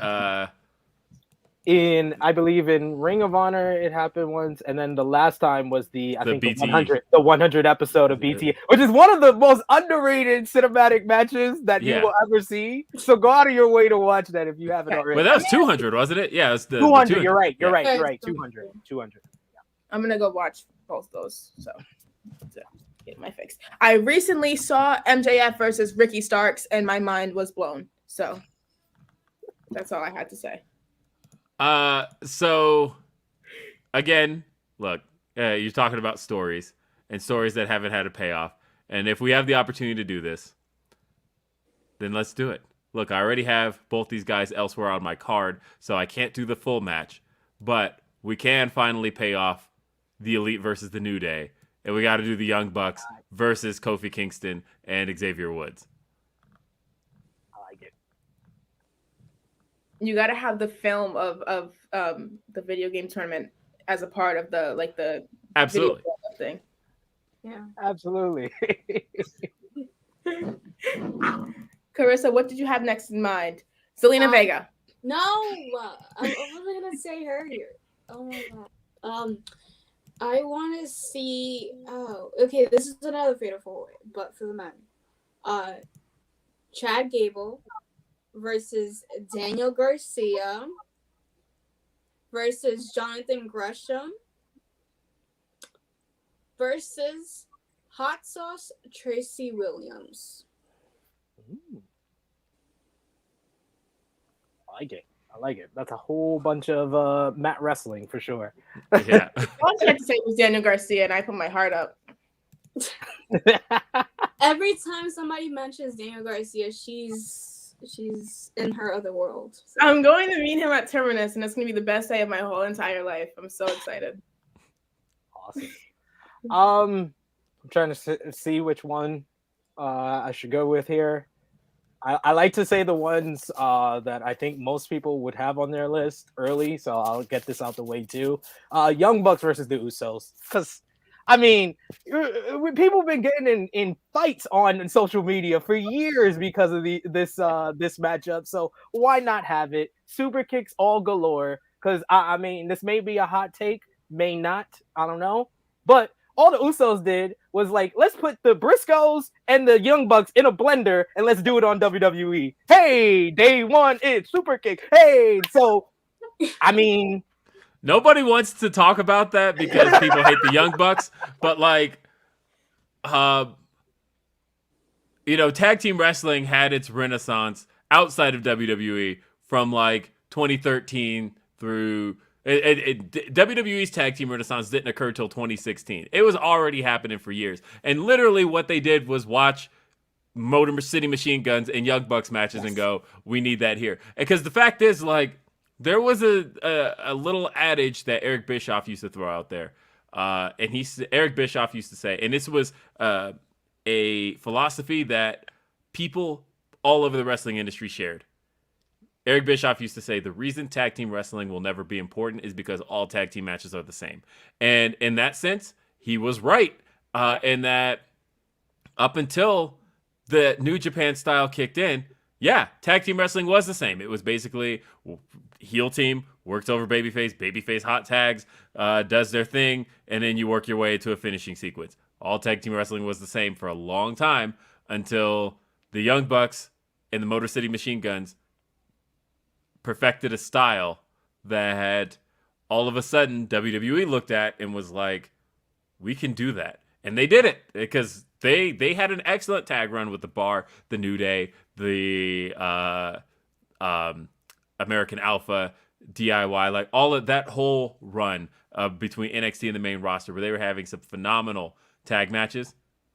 They were just doing New Japan style tag team matches. And pretty much. Ring of Honor style, like not to interrupt you, but the two feuds that I credit is the one you just mentioned, Young Bucks and Motor City Machine Guns, and the Briscoes versus Steen and Generico. They changed tag team wrestling. Those two feuds. Those are the feuds, and that turned tag team wrestling into what it is today. And I'm sorry, the Usos kind of had nothing to do with that. And now all of a sudden, people want to debate the Usos. Thank you. But people want to debate Usos or the Young Bucks, but the fact is, like, the Usos weren't working that style when they first came in. They eventually took that style up, but when they debuted in 2010, they weren't doing none of that. Because they would have had bangers with the Hart Dynasty if they were. They were having those. They were having those every tag matches, the same kind of matches, until they decided, let's do what the Young Bucks do. They heard that Jay Briscoe and Mark Briscoe day one-ish promo and was like, maybe we need to switch up our characters. And before that, they saw the Young Bucks matches and were like, you know what? More super kicks. More super kicks. We're gonna do the Young Bucks matches, and we're gonna do the Briscoes promo. And here's the thing: I like the Usos. I very much like the Usos. I'm never gonna complain about taking somebody else's style and then doing it well. Sure, why not? But you did. You fucking did. Anyway, what else? So I actually do have a tag team-ish match, a tag team fatal 4-way for my next match. We might have to rewind the time to make Jason Jordan uninjured for the sake of this, but if we're uninjuring people, can we just because first off, give me Kurt Angle all day long, like Prime, and put him in every match on the card. Yeah, I'll take 2016, 2015 Kurt Angle over a lot of people nowadays. If y'all weren't watching, he was having bangers in TNA. Give him a new retirement match while we're at it, please. Yeah. Not the Baron Court. John Cena, it's right there. Just do what everybody expects you to do. Are you kidding me? The fact that they did not decide to do a callback to Angle calling out somebody. No, what I would have done is have John Cena open challenge and say, who in the back, what's the face, the best in the business, except, he's talking about because he's the face that runs the place. Who wants to come out and face the face that runs the place? Who out there? Have Kurt Angle's music hit, and he slaps John Cena, redo the debut moment. Are you kidding me? That wrote itself. It was right there. You had to do nothing else. And then you have Cena win because you reversed everything that took place from the original. God! It could have easy shit. Okay, to make it fair, since I guess we can't do that, we can put Otis in this match. I don't care. Otis can. Sure. We can do Otis. But I had American Alpha, so I guess Alpha Academy now, versus DIY versus FTR versus GYV. Just because I have a dream of seeing GYV versus FTR eventually. Just because the way they both work with the sneaky tag team stuff, and I love that style of tag team work. So I would just put them in with a bunch of other ring technicians, and I feel like it would work perfectly. So that was my next match. It's meant to include Jason Jordan. So you heard me say Jason Jordan, but now we're gonna have it be Otis. Okay. Because if we're uninjuring people, I just want to bring people back from the dead, and I want my Eddie Guerrero versus Shawn Michaels match. But anyway, okay, where to go with next? It's silly. This next match is entirely possible. It could probably even happen tomorrow. But you know what? I don't care. I haven't seen it yet. I want to see it. It's a Mania caliber match to me because it's two guys who are absolute technical marvels. So I talked about putting two guys together who are a clash of styles. Now let's put two guys together who are absolutely not a clash of styles, and we just go out there and put on a banger. Because Jungle Boy and Lee Moriarty are going to put on a banger one day, and I want to absolutely see said banger. And if you're asking me to put together a card of matches that I just know are going to be hot, Jungle Boy and Lee Moriarty is one of them. I don't even care if the two people who are currently in the same company right now. I could absolutely have that match tomorrow. Do it. Why not? We might have it on Wednesday. We just got to manifest it. Tony, if you're listening, you heard what Will said. Thank you. I love it. Carissa, what do you have next? Oh, okay. So this is not a bad one, I'd say, but something I've been keeping my eye on for a while. Kenza versus Adam Cole. Baby. Oh my god, I want to change a match. Okay. Sorry. I gotta change a match. I mean, because Kenza and Adam Cole both have a similar trajectory of how they came up in the business. When Kenza was with Noah, there was a partnership with Ring of Honor. Correct me if I'm wrong, Adam Cole didn't join Ring of Honor until 2013 or something. I want to say 2010. 2010 or 2011 he debuted. Because he was there during Jim Cornette's run, and Cornette left in 2012. So that makes sense. Yeah. I remember him and Kyle O'Reilly were Future Shock around that time on the HD Net, the end of the HD Net run. and like Kenza, after Noah, he went to NXT, I believe. Oh my God. He does. Tony was listening. He responds to. It's true. He does respond. He does. He does. Sorry. Hey, I'm just saying. I tweeted out one day because he does follow me on Twitter. And I did tweet that I wanted to see Nick Jackson versus Bryan Danielson. And then we got Nick Jackson versus Bryan Danielson. The humblest flex. Pause. Will literally just said, Tony Khan follows me on Twitter and continues on with his point. Like, continuing on. Okay, sorry, Carissa. We interrupted you. You were talking about Kenza. Yeah, like after he finished with Noah, he went to NXT, and then in 2019 he asked for his release, and then showed up in New Japan, and he attacked Shibata, right? That was at the end of the G1. He debuted in the G1. So at the end of the G1, he attacked Shibata and then joined the Bullet Club, right? Yeah. And then Shibata was out for how long? God knows how long. He came back. I mean, that match is there, but Adam Cole did Ring of Honor. He did NXT. Now he's in AEW. So there's a forbidden door, Tony. If you're listening, bring back Kenza back to AEW. We're not even gonna say Tony if you're listening. We know Tony's listening now. See? We've established it. Tony doesn't follow me on Twitter. If he did, he would have heard me. I'm gonna say it right now, live on air. If he watches this, Tony, if you're listening, bring back Kenza. We gotta tell Hannah because apparently he listens to Hannah because Hannah tweeted to announce where Revolution is gonna be, and then the next day Revolution gets announced. So there you go.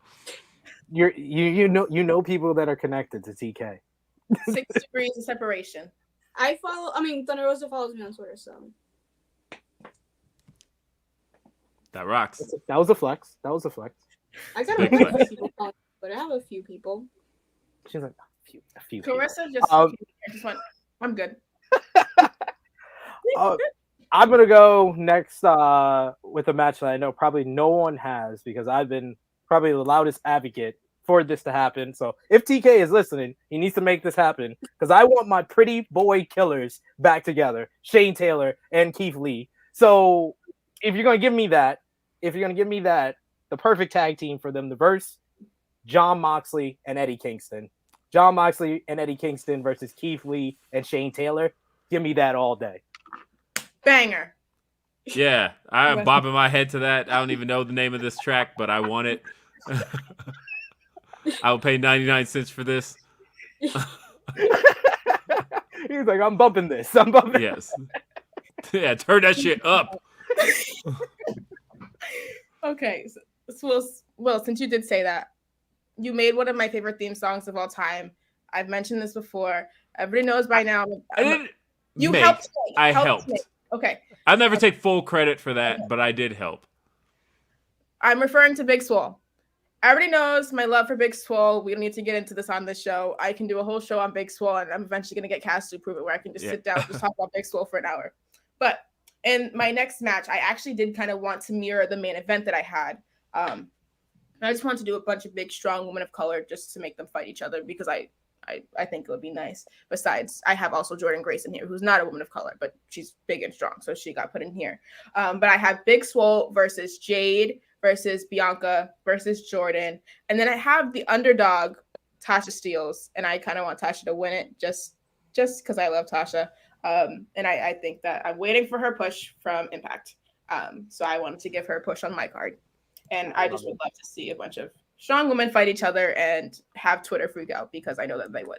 So I did an interview with Mickie James yesterday, and she put over Tasha Steelz tremendously. She had nothing but good things to say about her as a worker and as a talker. So I'm all here for Tasha Steelz love.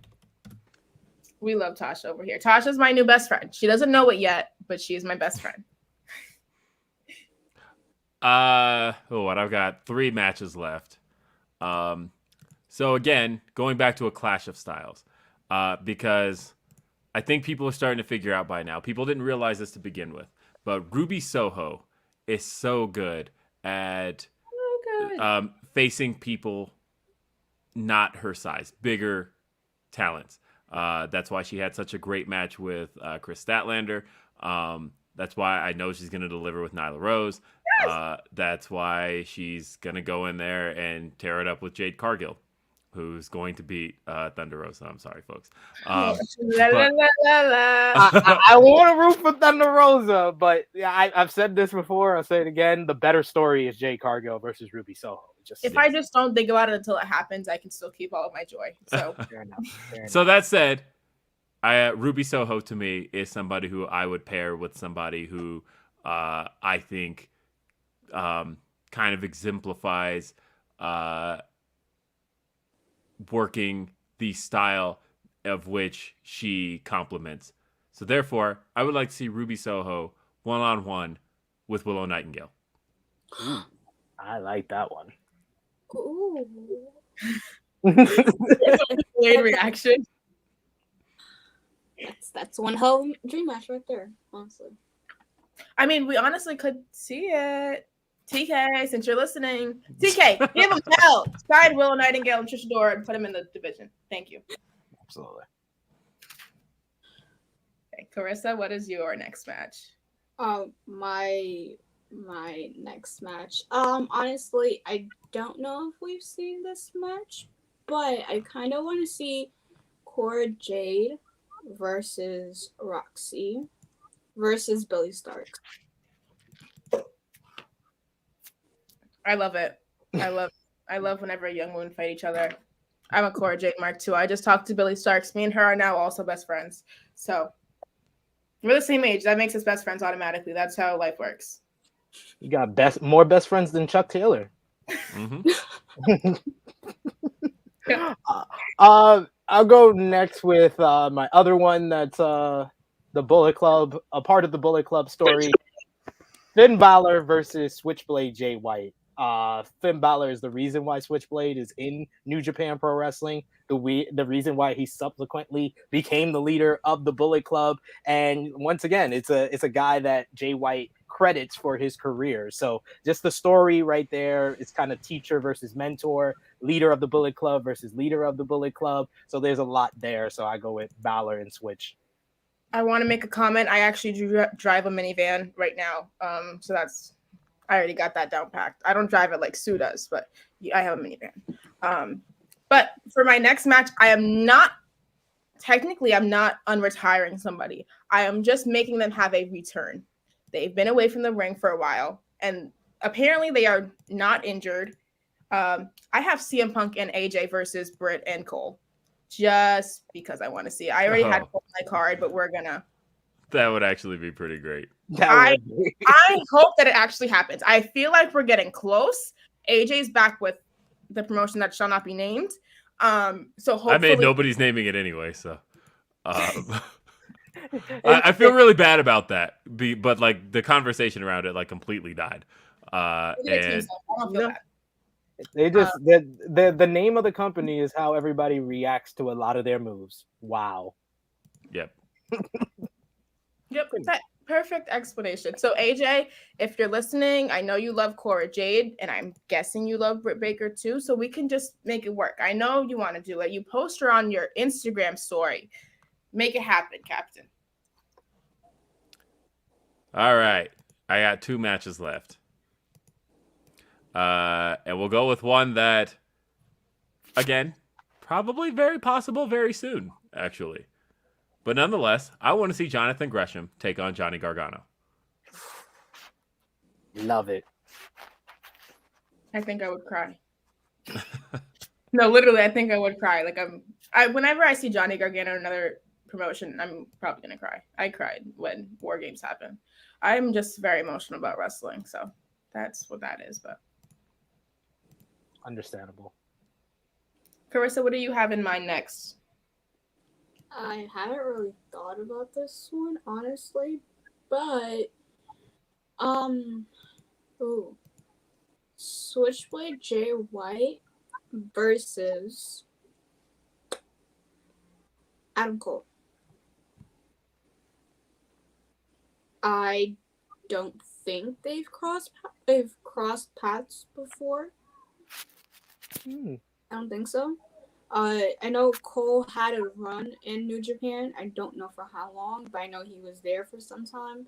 But honestly, JY is the current leader of Bullet Club.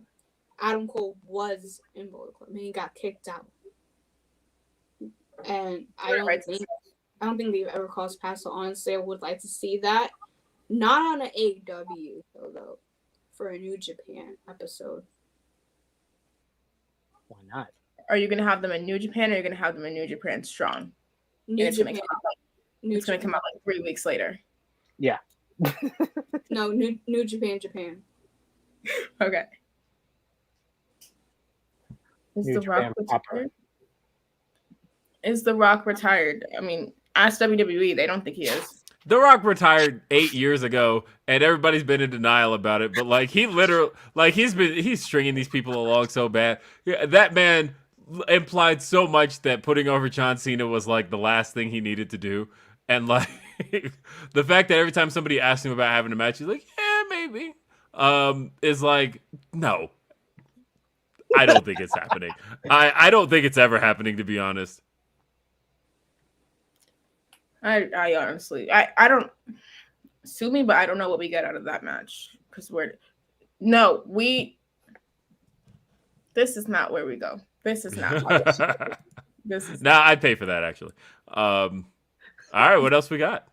Oh, I think it's my turn. I don't know. Yeah. I like Spot Fest, so I'm gonna say this one because this should excite some people who love Spot Fest, is like me. Ricochet versus Vikingo versus Sammy Guevara versus Bandito. I think that would just be nuts. Insanity. Just be nuts.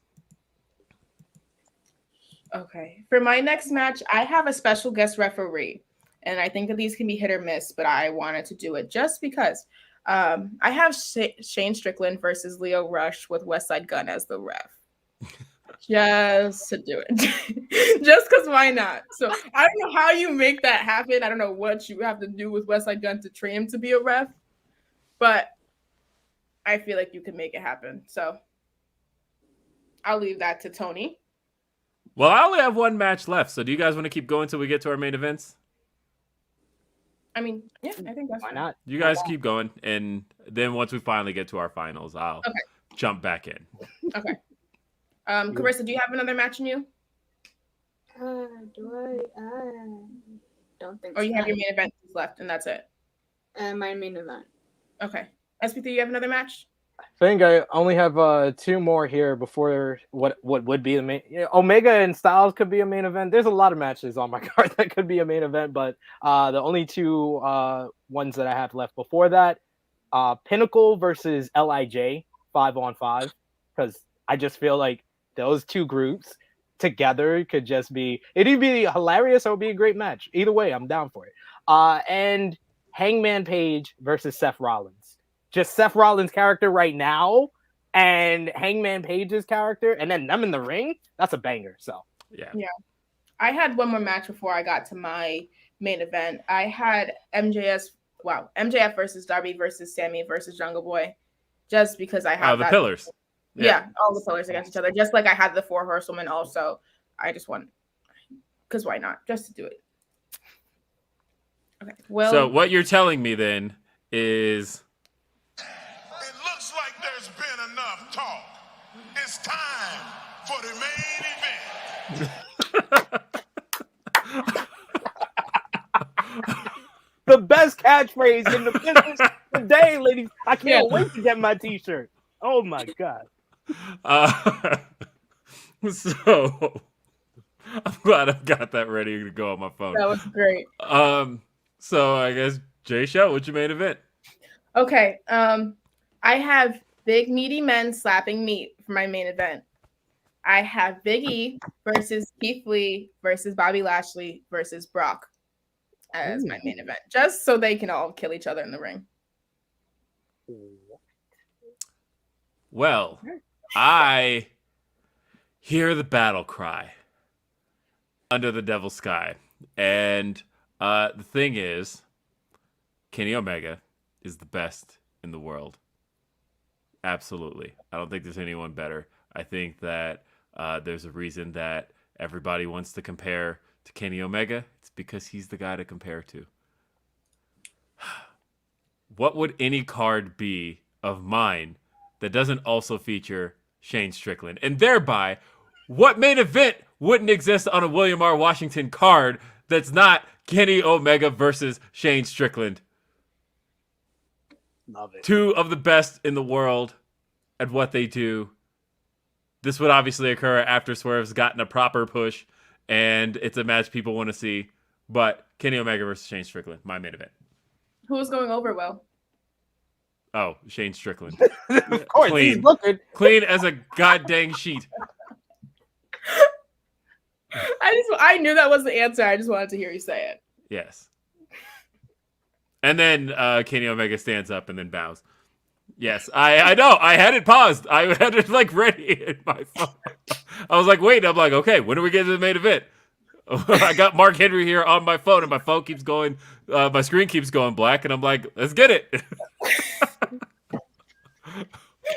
Okay, Carissa, what is your main event? I would do the voice, but I don't have that cadence in my voice. So Okay, so my main event. Powerhouse Hobbs versus Braun Breaker. what year is this show taking place in? That's my first question. 2027. Why not? I was like, that is a main event for this year. That is my question.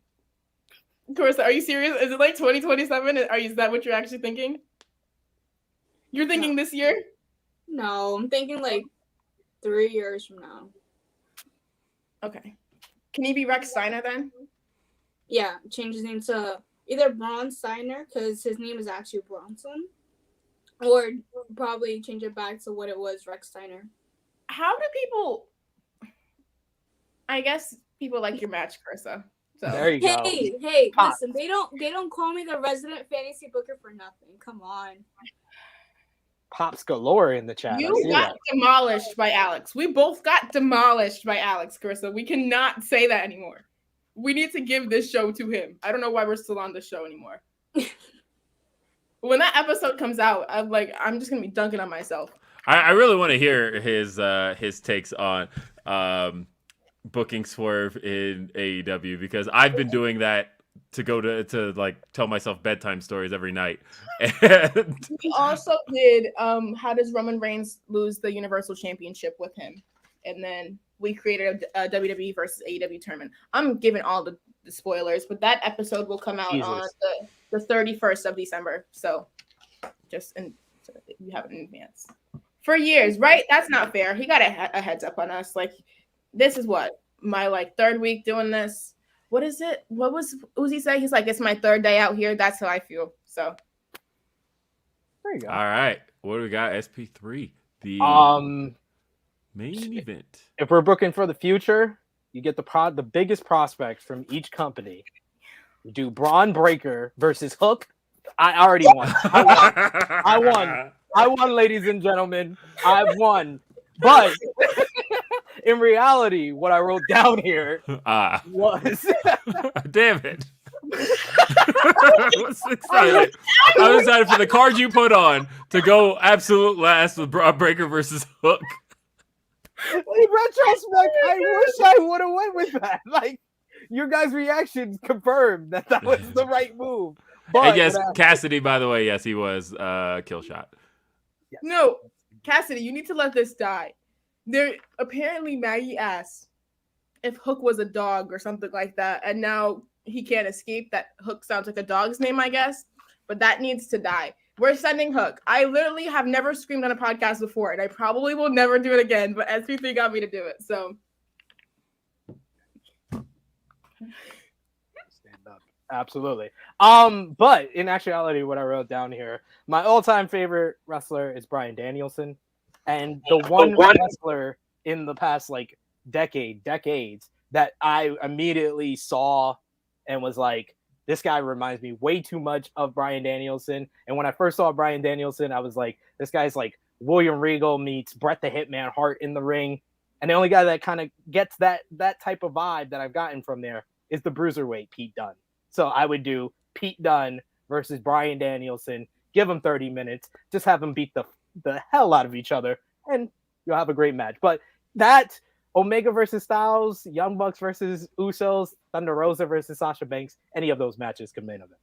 And I feel like that's what WrestleMania is meant to be. It's meant to be that any match is able to main event. It may not have been that in the past couple of years or so, but that's what I think that it should be. And just to make you guys happy, I'll give the Ass Boys a shout out since you guys were pretty well behaved throughout the show. My hatred of the Ass Boys is eminent, but no. Her internet again. This happened. Oh no, we lost our host. We lost our host with the most. Oh, but she's back. They kicked me out. They kicked me out. They heard me talking about them. They hopped in the StreamYard, and I got kicked out. I'm protesting. I will be posting tweets protesting this. No, I did not leave. They kicked me out. This is propaganda. I got kicked out by the Ass Boys. Okay. We gotta end this show. This is getting to distraction levels again, and I can't do that. Okay. Will, SP3, where can they find you? What do you guys got going on? Because I know you guys do so much great stuff. Well, do you want to go first? Yeah. I am William RBR on the Twitter and also on Instagram as well. I normally host Grapsity on Fightful.com or youtube.com/Fightful. We are there every Saturday. We are on at noon Eastern, 9 a.m. Pacific. And again, that's every Saturday. It's me, it's Righteous Reg, it's Philip Lindsay, and I also used to host RBR Weekly Wrestling Talk. I hosted that for 16 years. And the reason I plug that right now is because I was on the most recent episode. It was a bit of a very last minute reunion episode where just in a bit of a pinch in emergency, I was called, asked if I could host. I said, yeah, sure, why not? It's been 3 months, and it's a show I did for 16 years, although it's amazing how much stuff fell out of habit. And then Felipe Diaz-Vera, my co-host from 10 years ago, was like, hey, if you guys need any help, I'm happy to jump in as well. And all of a sudden, we're like, oh my God, do we have like the old gang back? So like it's a reunion show. So it turned out to be kind of a very last second reunion show of the RBR crew from 2009 through 2013, I think was how long this crew lasted. You want me to tell you how old I was then, Will? Or is that no, please don't tell me that because it's going to hurt my feelings. How old were you, Jaychele? I was 5 in 2009. And then math, +4. So 9. You would have been 9, yeah. When I stopped hosting with those guys, you were 9 years old. You already made me feel old as hell when you were like, when I was talking about the fact that I'm an Android person, and then dude, and what, dude? Android. This. Yeah. So No! we did. And then you were like, but then I had responded. I was like, I said, well, it's not that I'm anti-Apple. I have an iPad, right? And you were like, yeah, I've been using the iPad since I was in kindergarten. And I was an adult when the iPad came out. I was hosting RVR when the iPad came out. And I was reviewing WrestleManias when the iPad came out. I was doing exactly what I do now, the iPad. And you were like, I've been using them in kindergarten. I got my first iPad first generation when I was in kindergarten. That is insanity. Yeah, so either way, the cool thing about RBR Weekly Wrestling Talk and that show I hosted since, so I mentioned I did it for 16 years. I was Jaychele's age when I started doing that show. If you want to hear what I sounded like back then, the cool thing is that every episode of RBR Weekly Wrestling Talk that's ever existed, going all the way back to June 18th, 2005, the first episode I ever did, is up. I wasn't even one. I was. Every episode I've ever. You know what? Jaychele, if you want to go back in time and see where I was at your current point, do that. RBRWrestling.com. Every episode I ever did is up there. Me at 17 years old talking about the 2005 draft was the first episode, and where we thought everybody was going to go and what show they were going to end up on. John Cena getting drafted to Raw. What? All that stuff. RBRWrestling.com. It's all still there, and it's all part of fanoff.com. And even though I don't host that show anymore, it's still the largest part of my life. And so I still recommend people check it out. And I still recommend it anyway, because I'm still friends with Paul Griffin. I'm still friends with Cody Carlson. And B-Rob just took over. He is now hosting as well. And I love B-Rob. He's going to be at Terminus as well. So either way, that's what I got going on. That's my stuff. How about you? SP3, what you got going on? Not as far back as there. I'm not gonna make myself feel old. You can find me on the Twitter machine at True Heel SP3. I'm over on the True Heel Heat YouTube channel every single Saturday, 11:05 a.m. Eastern Time, with our flagship podcast with Miss Chrissy Love, Top Guy JJ. You can also see me on True Rewind as well as AE Ramble on the True Heel Heat YouTube channel. Trying to close in on 2,000 subscribers before the end of the year, so help us make that push, about like 100 or so subscribers away. So help us out with that. You can also hold up. Easy. Let me get you 5 more right now. There you go. That's my man.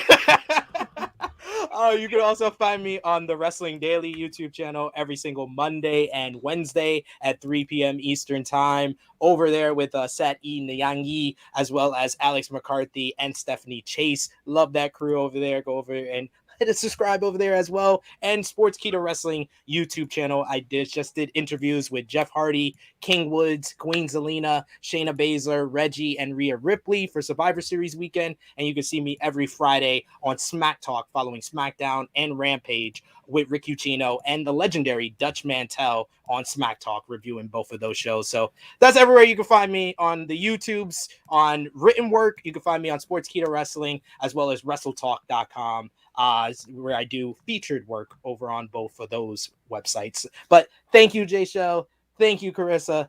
Thank you, Will. It was an honor being here with all of you. I've been wanting to do something with Will for a while. Been wanting to do something with my New York sister here, Carissa, for a while. Jaychele, you've been doing such tremendous work. I love everybody shouting you out, from Big Swole, from all these great workers and everybody in wrestling media. You guys are doing great work, so I'm glad to be here. Incredible with all work. I think it is so cool. And like I mentioned, having done it myself since 17, I see so much of myself in Jaychele, and she's doing so much more than I could have possibly imagined doing. Yeah. And I think that's really cool. And so I just think the world of the both of you, and I am excited to see the future. I can't wait for you guys to look back on this stuff and cringe, because you'll be like, because that's how everybody looks at themselves. Yeah.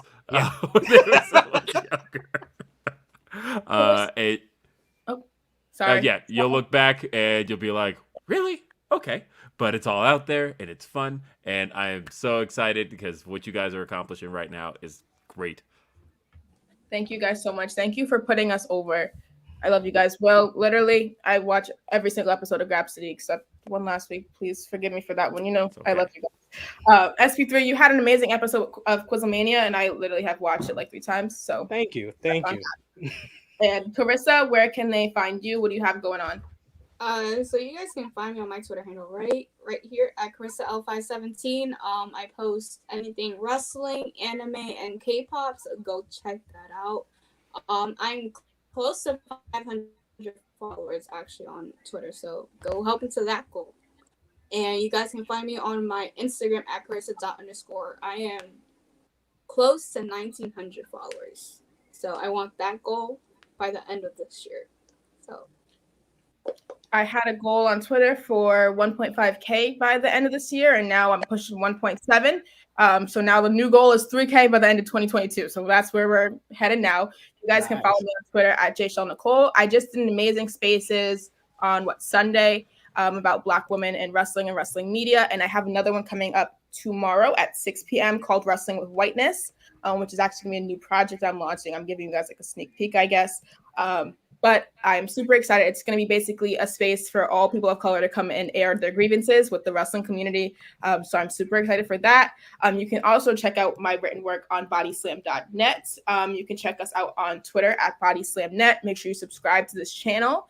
And then also make sure you check us out next week when we have another member of the Grab City crew. We have Righteous Reg on next week. Super, super excited for that. Coming with the podcast, talking majors, indies in I'm between. gonna Yeah, it's all that. I'm going to ask if I can make him rap on the show. I'm going to prepare him in advance. I'm going to say, I'm going to give you a week. Do you think you can write a quick little rap just for the beginning of the show? It would be hilarious. I would love it. But thank you guys so much for joining us. We hope you enjoyed our show. Sorry, this was long, and I hope that this was a little bit more organized than last week. Fingers crossed. I don't know. I kind of screamed also, so I feel like that kind of went out the window as well. But thank you guys so much for tuning in, like I said, and we hope that you make your Friday a fantasy. Have a good one. Bye.